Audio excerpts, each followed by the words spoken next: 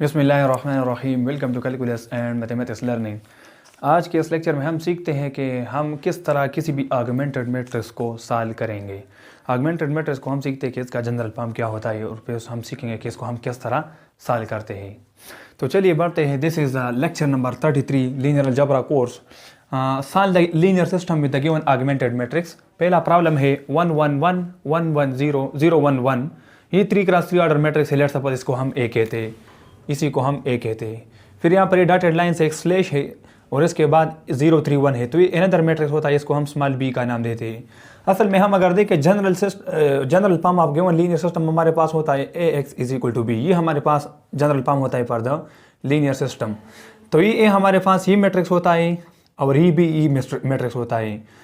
अब यहाँ पर इसी मैट्रिक्स के साथ अगर इसी कैपिटल X को मल्टीप्लाई करें तो इससे ये B बनता है। अब ये X हमने निकालना है, इसी लीनियर सिस्टम का X निकालना है, जिसको मैं XYZ का नाम देता हूँ। XYZ हमने निकालना है। तो सॉल्यूशन की जाने बढ़ते हम इसी लीनियर सिस्टम को उठाते।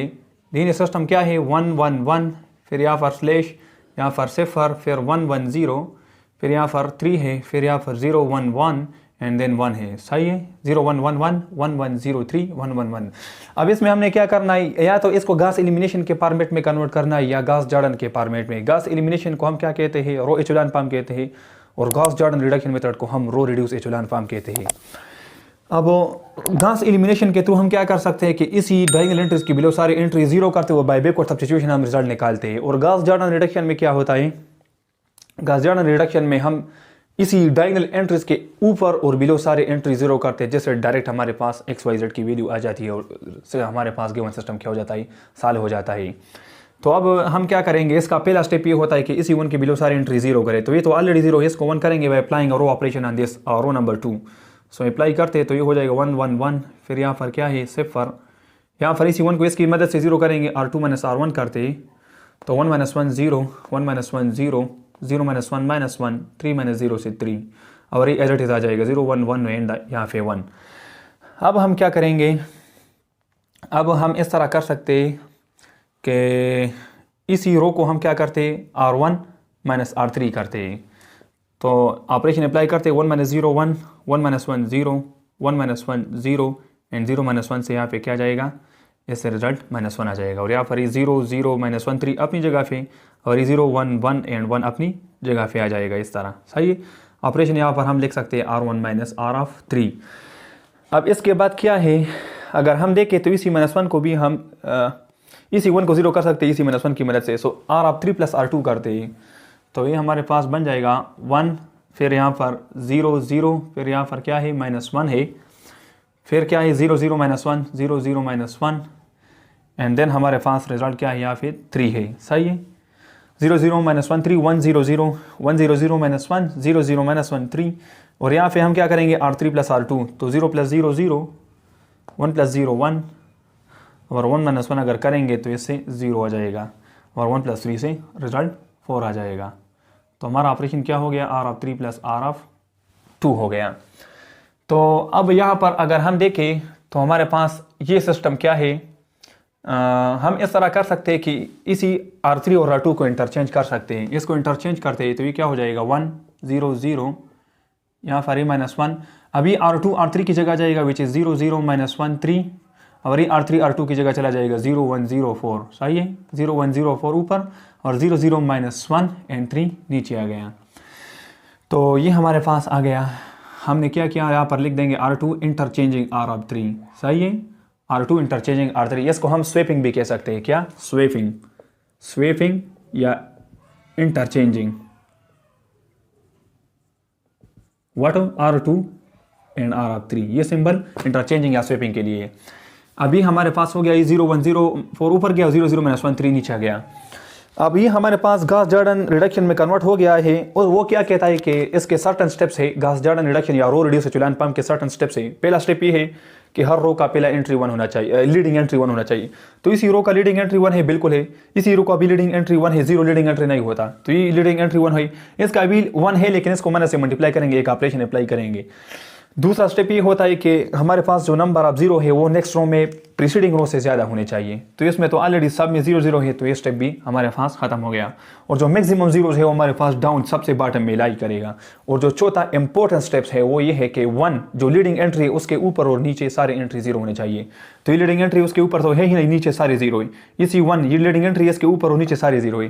ये भी 1 लीडिंग एंट्री इसके नीचे तो नहीं है और ऊपर सारे जीरो है। तो मतलब ये चारों स्टेप्स सेटिस्फाई कर रहा है। मतलब ये हुआ कि हमारे पास कौन से फॉर्मेट में है, रो रिड्यूस एचेलॉन फॉर्म में है। अब यहाँ पर सिर्फ एक ऑपरेशन आप अप्लाई करोगे और वो कौन सा ऑपरेशन है, इसी रो को आप जस्ट मल्टीप्लाई करेंगे विथ माइनस साइन। तो ये हो जाएगा 1 0 0, फिर यहाँ पर -1, फिर ये हो जाएगा 0 1 0 4, माइनस से मल्टीप्लाई करें तो 0 0 1 एंड -3 हो जाएगा। हमने क्या किया, -r(3) किया। अब इसका सोल्यूशन हमारे पास जनरेट हो चुका है। ये असल में हमारे पास कौन सा मैट्रिक्स था, ये हमारा ए था। मैंने बताया कि इसी ए को अगर आप मल्टीप्लाई करोगे कैपिटल एक्स से जो कि एक्स वाई जेड है, इसको मल्टीप्लाई करोगे किस चीज़ से, एक्स वाई जेड से, तो आपके पास रिजल्ट क्या आएगा, रिजल्ट ई बी आएगा। तो ये एक्स, ये वाई और ये जेड है, तो एक्स मल्टीप्लाई 1x सही है। तो ये क्या आ जाएगा, ये हमारे पास बी के बराबर है, जो कि हमारे पास ये एंट्री -1 है, तो x -1 आ गया। एक्स वाई, तो वाई है और एक्स जेड नहीं है, तो y इज इक्वल टू 4, ये भी आ गया। और यहाँ पर एक्स वाई नहीं और जेड है, तो जेड हमारे पास किस चीज़ के बराबर, -3 के बराबर आ जाएगा। तो इस तरह हम सॉल्व कर सकते हैं किसी भी आर्गुमेंटेड मैट्रिक्स को by applying the row operation and hence we get the result of the given linear system. अब इसके बाद दूसरा प्रॉब्लम भी ट्राई करते हैं कि किस तरह हम आर्गुमेंटेड मैट्रिक्स को सॉल्व करेंगे। अब एक दूसरा प्रॉब्लम देखते हैं। गिवन है 1 2 3 2 1 3 3 0 1 3 3 0 और /4 5 2 7। सेम कंसेप्ट है, ये हमारा ए मैट्रिक्स है, ये सारा ए मैट्रिक्स है और ये स्मॉल बी है। ये आगमेंटेड मैट्रिक्स के फॉर्मेट में गिवन है। इसी आगमेंटेड मैट्रिक्स को हमने क्या करना है, सॉल्व करना है। ये हमारे पास एक लीनियर सिस्टम है।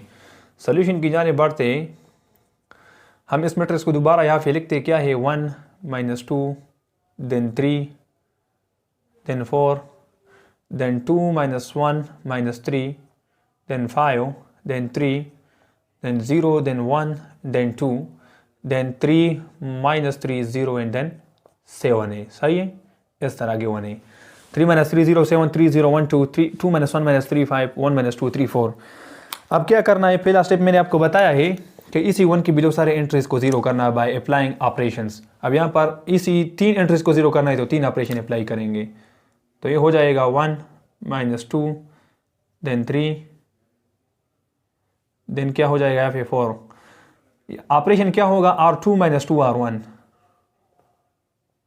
इसको जीरो करने के लिए R3 -3 R1 और इसको जीरो करने के लिए R3 -3 R1 R4 sorry R4 है, R4 -3 R1 सही है। तो R2 -2 R1, सो 2 -2 इंटू 1 0 -1 -2 इंटू -2 से क्या आएगा 4 एंड यहाँ पे क्या है -1 है, सो 3 आ जाएगा। अब ये -2 इंटू 3 से क्या आएगा -6 और ये -3 है तो -9। -2 इंटू 4 से -8 -8 प्लस 5 से -3, इस तरह हो गया। अब यहाँ पर R3 -3 R1 है, सही है। R3 -3 R1, सो 3 -3 इंटू 1 0 0 -3 3 -3 इंटू 1, तो same as the case over here 0 -3 into -2 से +6 और ये 0 है तो 6। इसके बाद 1 -3 इंटू 3, सो 1 -9 हो जाएगा एंड 1 -9 से -8। 2 हमने क्या किया 1 -3 किया, सो -8 आ गया। यहाँ पर -3 इंटू -2 6 हो, यहाँ पर भी 2 -3 इंटू 4, सो -3 इंटू 4 से हमारे पास रिजल्ट -12 और +2 ऐड करें सो -10 हो जाएगा यहाँ पे। अब यहाँ पर ऑपरेशन अप्लाई करें R4 -3 R1, सो 3 -3 इंटू 1 से क्या आएगा 0 आएगा। देन 3 -3 इंटू 1 0 -3 इंटू -2 से क्या आएगा 6 और 6 -3 से 3 आ जाएगा। यहाँ पर भी -3 इंटू 3 से -9 और ये 0 है। -3 इंटू 4 -12 और +7 से क्या आएगा -5 आ जाएगा, ये आ गया। अभी हमारा हो गया। इसके बाद हमारा डायगोनल एंट्रीज क्या ये है, ये डायगोनल एंट्रीज है, सही। तो इसके बिलो हमने क्या करना होता है, ज़ीरो करना होता है। तो अब हम इस तरह कर सकते हैं कि जो रो नंबर सेकंड है ना, ये मल्टीपल ऑफ 3 है, तो इसको 3 से डिवाइड करते हैं, सही है। 3 से डिवाइड करते हैं तो ये क्या हो जाएगा, ये बन जाएगा 1 माइनस 2 देन 3 देन यहाँ पे क्या है 4 देन 0 देन 3 से डिवाइड करें तो 1, 3 से डिवाइड करें -3, सही ना, और ये 3 से डिवाइड करें -1 हो जाएगा। सो 1 यहाँ पे -1, 3 से डिवाइड किया -3, यहाँ पर 0। अब इसको 2 से डिवाइड कर सकते हैं, सही है, क्योंकि ये मल्टीपल ऑफ 2 है सारा रो। सो 2 से डिवाइड करें तो ये क्या हो जाएगा 3, 2 से डिवाइड करें -4, 2 से डिवाइड करें -5, और ये row number fourth as it is आ जाएगा 0, 3 -9 और -5। ऑपरेशन यहाँ पर हम लिख देंगे, इसको हमने क्या किया, R2 को डिवाइड किया किस चीज़ से, 3 से, और यहाँ पर R3 को डिवाइड किया किस चीज़ से, 2 से, सही है। अब अगेन यहाँ पर अगर हम देखें तो यहाँ पर 3 - 3 करेंगे तो तभी एंट्री हमारे पास 0 होगा। तो एक ऑपरेशन लगाते क्या हो जाएगा 1 -2 देन 3, इस तरह ये 4, फिर ये हो जाएगा 0 देन 1 देन हमारा -3, सही है। इसके बाद क्या करेंगे, अगर हम इस तरह करें कि ये हमारा 1 है ना, लीडिंग एंट्री 1 है, इसमें भी लीडिंग एंट्री 1 है, तो इसमें लीडिंग एंट्री 1 करना चाहिए। तो लीडिंग एंट्री 1 करने के लिए हम क्या करेंगे, ये हमारा है इस तरह जाएगा, तो ये 0 है तो यहाँ पर 2 0 होने चाहिए, मतलब इसी 3 को 0 करना ज़रूरी है, क्योंकि ये अगर इस तरह जाएगा तो ये हमारा 1 लीडिंग एंट्री 1 है, यहाँ पर भी लीडिंग एंट्री 1 है, 0 नहीं होता, ये 0 है लेकिन यहाँ पर भी 0 होना चाहिए। तो हम इस तरह करेंगे कि R3 - R4 करेंगे, सही है।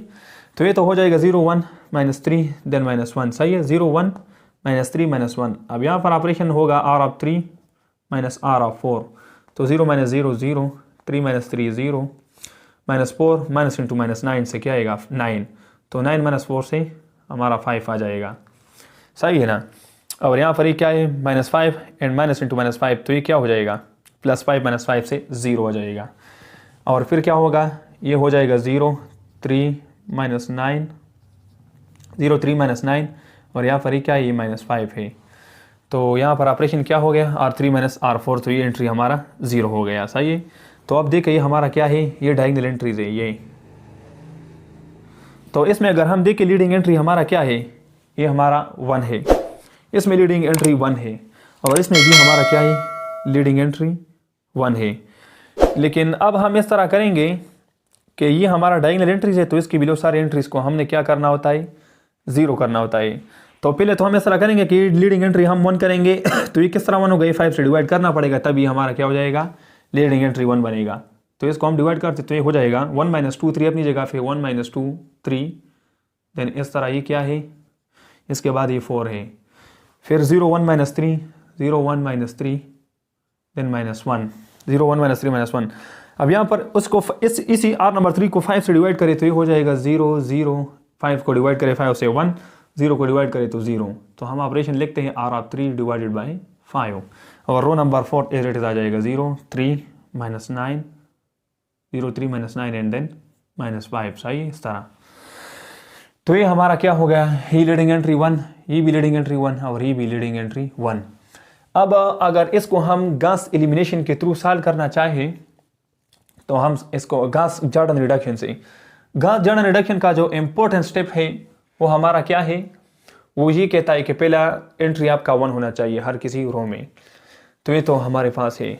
इसके बाद वो ये कहता है कि जो नंबर ऑफ जीरोज़ है, मैक्सिमम नंबर ऑफ जीरो, वो बिल्कुल बॉटम में होना चाहिए।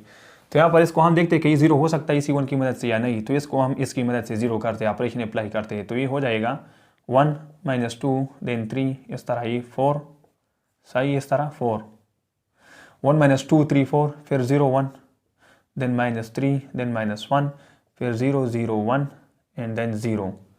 ऑपरेशन लिखेंगे R4 - 3 R2, तो R4 - 3 R2, सही है। तो ये 0 हो जाएगा, R4 आपका 3 है, -3 इंटू 1 से 0, सो -3 इंटू -3 से हमारा क्या जाएगा 9, और ये ऑलरेडी -9 है तो ये 0 हो जाएगा, इस तरह। फिर -3 इंटू -1 से क्या जाएगा +3, और ये -5 है, सो 3 - 5 से -2 आ जाएगा, सही। तो अब ये देखें ये हमारे पास गॉस एलिमिनेशन के फॉर्मेट में आ चुका है। गॉस एलिमिनेशन ये कहता है कि डायगोनल एंट्रीज नहीं है, इसके बिलो सारे एंट्रीज 0 होने चाहिए, तो ये सारे एंट्रीज नीचे 0 है, अपर ट्रायंगुलर मैट्रिक्स बन चुका है। गॉस जॉर्डन रिडक्शन मेथड में हम इसको कन्वर्ट करते तो हमारा जो सोल्यूशन है वो डायरेक्ट आ जाएगा। तो गास जॉर्डन हमें क्या कहता है कि ये लीडिंग एंट्री 1 है, इसके ऊपर और नीचे सारे जीरो होने चाहिए, तो ये तो है। फिर वो ये कहता है कि ये जो हमारे पास नंबर ऑफ जीरोज है वो नीचे हमारे पास इंक्रीज होगा, तो यहाँ पर अगर एक है तो नेक्स्ट में 2 होने चाहिए, फिर नेक्स्ट में इससे ज़्यादा होने चाहिए, तो ये भी सेटिस्फाई।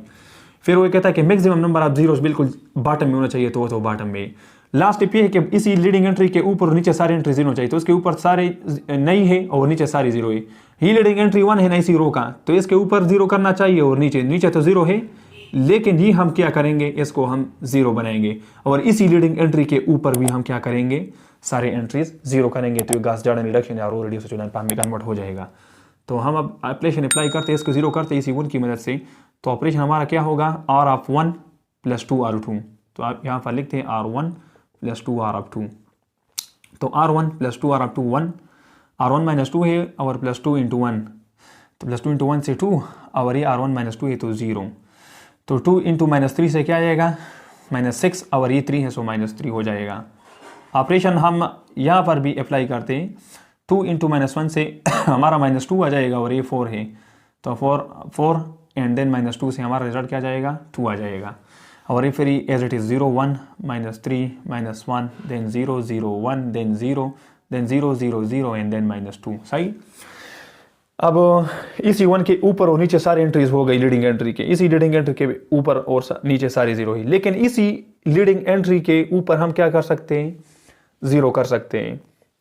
हम ऑपरेशन अप्लाई करेंगे यहाँ पर, तो पहले इसको जीरो करेंगे फिर इसको, तो ऑपरेशन सेकंड रो में अप्लाई करते हैं, तो ये क्या हो जाएगा 1 0 -3, फिर इस तरह ये 2, सही है 2 हो गया, 1 0 -3 2। यहाँ पर क्या है, हम इसी -3 को इसी 1 की वजह से अप्लाई जीरो करेंगे, तो ऑपरेशन क्या हो जाएगा आर ऑफ 2, क्योंकि आर ऑफ 2 है और plus 3 R of 3 R of 3, तो ये 0 है 0 हो जाएगा, R2 1 है और 3 आर ऑफ 3 तो 1, R2 -3 3 इंटू 1 से 3 और ये -3 0, 3 इंटू 3 0 है और ये -1 है, ये हो गया। अब इसके बाद 0 0 1 देन 0 फिर 0 0 0 एंड देन -2, ये हो गया।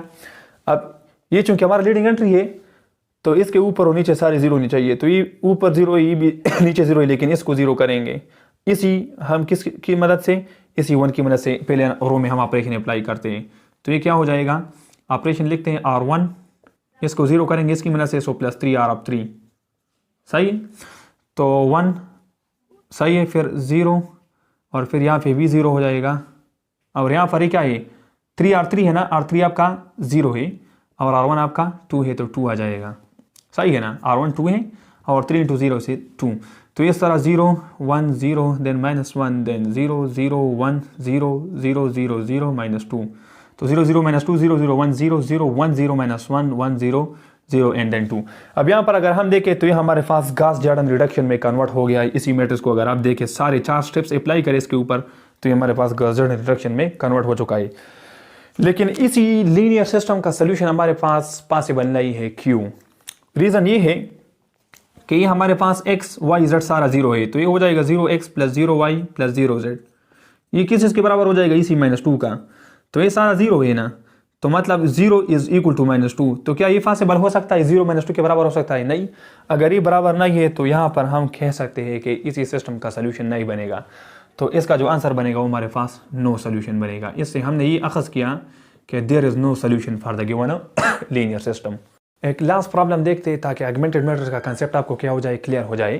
कह रहा है कि 1 1 3 -3 0 0 2 1 -3 3 1 0 2 -1 -1, इसका आप क्या करें, सोल्यूशन निकालें। अब यहाँ पर 4 वेरिएबल है, क्या किया, x y z w, तो हम क्या करेंगे 4 वेरिएबल निकालने की कोशिश करेंगे।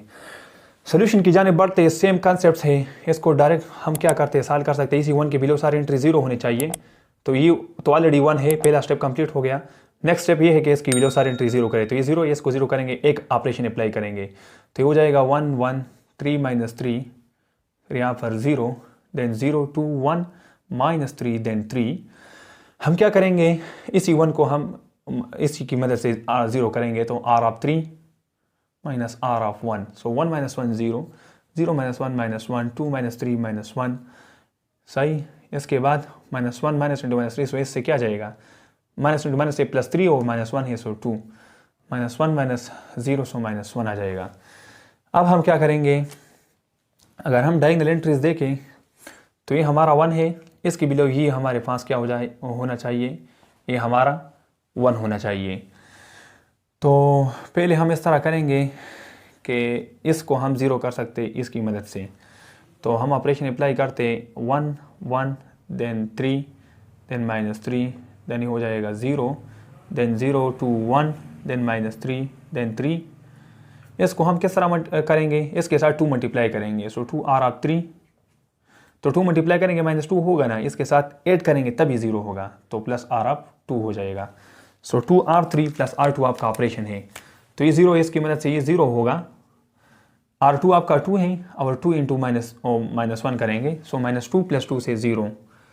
सो हम क्या कर सकते हैं, R2 आपका 1 है, इसको ऐड करेंगे, इसके साथ 2 मल्टीप्लाई करेंगे। 2 मल्टीप्लाई करें, ये क्या आ जाएगा -2 1 ऐड करें, सो -1 सही। इसके बाद इसके साथ 2 मल्टीप्लाई करें, ये हमारा R3 है, तो इससे 4 आ जाएगा और ये ऐड करें, सो 4 - 3 से 1 आ जाएगा। 2 मल्टीप्लाई करें -2 आएगा और 3 के साथ ऐड करें तो 1 आ जाएगा। तो अब ये देखिए डायगोनल एंट्रीज है आपका, ये डायगोनल एंट्रीज है, ये हमारा क्या होना चाहिए 1 होना चाहिए। तो अब हम क्या कर सकते हैं, अब इसका सलूशन हम यहाँ से डायरेक्ट निकाल सकते हैं। किस तरह, ये इस तरह है कि ये हमारा क्या है, x 0 है, y भी 0 है, और ये हमारा क्या है, ये हमारा x y और ये z है, सही है, ये क्या है आपका z है। तो ये z माइनस के साथ है, तो ये -z हो जाएगा, और ये w इंटू 1 से w and this is equal to 1। तो ये x y नहीं है, ये z है तो -z, और ये w 1 है तो w इज इक्वल टू 1, ये एक रिलेशन आ गया। अब इसमें हम इस तरह कर सकते हैं कि हम लेट्स सपोज मानते हैं कि हमारा w क्या है, लेट्स सपोज w हमारा आर्बिट्ररी कांस्टेंट t है। t कोई भी वैल्यू हो सकता है, रियल वैल्यू हो सकता है। तो अगर w आपका t है तो इससे z क्या आ जाएगा, इसी z को इसी साइड पे शिफ्ट करें, पॉजिटिव z हो जाएगा, और 1 को इसी साइड पे शिफ्ट करें, w -1। सो w की जगह t पुट करें, सो t -1 आपका z आ जाएगा। इसके बाद यहाँ पे देखिए x 0 है, y है, सो 2y सही है। इसके बाद प्लस z, इसके बाद ये क्या है, ये हमारा -3w है, सही है। तो y फिर z, ये -3w इज इक्वल टू 3। इसमें वैल्यूज पुट करते हैं किस चीज़ की, w और z की, तो y आ जाएगा। तो इम्प्लाइज 2y, z की वैल्यू क्या है t -1, सो t -1 w t है, सो ये -3t and this is equal to 3। इसको सिंप्लीफाई करें तो ये हो जाएगा 2y, ये -2t है ना, इससे t -3t से -2t राइट साइड पे जाके ये हमारा 2t हो जाएगा, सही है। -2t राइट साइड पे जाके +2t, ये -1 है, जब राइट साइड पे जाएगा +1, सो 3 + 1 से हमारा रिजल्ट क्या जाएगा 4 आ जाएगा। सो 3 + 1 4 और ये 2t, अब 2 से डिवाइड करें दोनों साइड को तो y will be equal to t + 2 आ जाएगा, सही है। क्योंकि ये क्या है, 2 से डिवाइड करेंगे तो ये y, 2 से डिवाइड करें t, 2 से डिवाइड करें 2, तो y भी आपका आ गया इन टर्म ऑफ t। अब एक वेरिएबल बचता है x, उसको हम भी क्या कर सकते हैं, पहले रो से निकाल सकते हैं। ये x and plus y plus 3w plus 3z then minus 3w and this is equal to what 0। Values put करें तो x y क्या है t plus 2 3 इंटू z, तो इसके साथ 3 मल्टीप्लाई करें 3t minus 3 3t minus 3 और -3w wt है, so -3t this is equal to 0, ये कैंसिल हो गया। इसके बाद x will be equal to, ये क्या है 2 - 3 है, से -1 आता है, क्या था ये 2 - 3 से -1 राइट साइड पे जाके +1 हो जाएगा, ये हो गया, ये दोनों कैंसिल हो गए। अब t बचता है, t राइट साइड पे जाके हमारा -t बच जाएगा, बन जाएगा, सही है। तो x is equal to 1 - t। अब हमारा जो सोल्यूशन बनेगा वो हमारा क्या हो जाएगा, कैपिटल X मैंने बताया था कि क्या होता है, वो हम इसमें निकालते हैं, x y z होता है। तो यहाँ पर 4 वेरिएबल है, तो x y z और w। सोल्यूशन हम इसमें देखते हैं, जनरल सोल्यूशन x क्या है 1 - t, y आपका क्या है t + 2, z आपका क्या है t - 1 और w आपका स्मॉल t है। तो ये आपका क्या है सोल्यूशन है। अब हम लेट सपोज इसमें t क्या पुट करते हैं, लेट सपोज पार्ट चेक करते हैं कि एज सोल्यूशन ठीक है या नहीं है। तो यहाँ से इसको हम इसका जो हमारे पास लीनियर सिस्टम के फॉर्मेट में किस तरह होगा, x y + 3z - 3w is equal to 0। इसका x नहीं है और y 2y + z - 3w this is equal to 3। x यहाँ पे लिखते y नहीं है 2z और -w this is equal to -1। ये हमारा लीनियर सिस्टम है गिवन। अब यहाँ से हमारा सोल्यूशन तो ये आ चुका है ना। मैं कहता हूँ कि let suppose for t is equal to 0, सही है। For t is equal to 0 ये क्या हो जाएगा, हमारा स्मॉल x आ जाएगा capital X। t is equal to 0 के लिए 1, ये 2, t 0 करे तो 1 2, सही। t 0 करे -1 और t 0 करे तो 0। ये सोल्यूशन है, इसको हम पुट करते हैं किस चीज़ में, यहाँ पर हम इसकी जगह इंसर्ट करते हैं और चेक करते हैं कि हमारा सोल्यूशन ठीक है या नहीं। इस इक्वेशन को देखते हैं, x आपका 1, y आपका 2 + 2, 3z, तो z -1 है, सो क्या आ जाएगा 3 × -1 से -3, और w तो आपका 0 है, this is equal to 0। So 3 - 3 0, 0 is equal to 0, तो ये तो सेटिस्फाई हो गया, सही है। दूसरी इक्वेशन को चेक करते हैं for these solutions. So x ना ये 2y, तो y 2 है, सो 2 × 2 से 4, z आपका -1 है और w आपका क्या है, वो हमारा 0 है, सही है। तो ये तो सारा 0 है, this is equal to 3। So 3 is equal to 3, satisfy हो गया ये भी। अब इसके लिए चेक करते हैं x आपका 1 है, ये वेरिफिकेशन असल में सोल्यूशन हमारा आ चुका है। x की जगह 1, 2z, तो z ये है, तो -2 एंड देन -w, तो w आपका 0 है, and this is equal to -1 से -1 आता है ना, तो -1 इज इक्वल टू -1, ये भी सेटिस्फाई। ये हमने t 0 के लिए चेक किया। अब t कोई भी रियल वैल्यू दे सकते हैं, -∞ से ∞ तक। डोमेन क्या है इसका, -∞ से ∞, while -∞ we can not take because this is not a real. तो इसके रेंज में जितने भी वैल्यूज है वो आप ले लें, t की जगह इंसर्ट करिए, इससे एक वैल्यू आ जाएगा x y z w का, इसमें पुट करें। अगर दोनों साइड सेम आ गए तो मतलब हमारा जो सोल्यूशन है, जनरल सोल्यूशन है 1 - t + 2 t - 1t, ये सोल्यूशन हमारा क्या है, राइट है। तो ये हमारे पास केस है the case of infinitely many solution. और इनफाइनाइटली मेनी सोल्यूशन का केस तब बनता है जब हमारे पास मैट्रिक्स में क्या हो, 0 इज इक्वल टू 0 हो। आप इस पर कुछ और ऑपरेशन अप्लाई करें, इसमें एक रो आपके पास कंप्लीटली 0 आ जाएगा, यहाँ पर भी सारा 0 और राइट साइड पे भी 0। तो जब भी 0 इज इक्वल टू 0 का केस आ जाए तो उसी केस में जो सोल्यूशन बनता है वो इनफाइनाइटली मेनी सोल्यूशन का केस बनता है। वो सोल्यूशन हमारे पास in term of in arbitrary constant आता है, जिस तरह यहाँ पर t है। तो इसके साथ ही लेक्चर खत्म करना चाहता हूँ। Thank you for watching this lecture.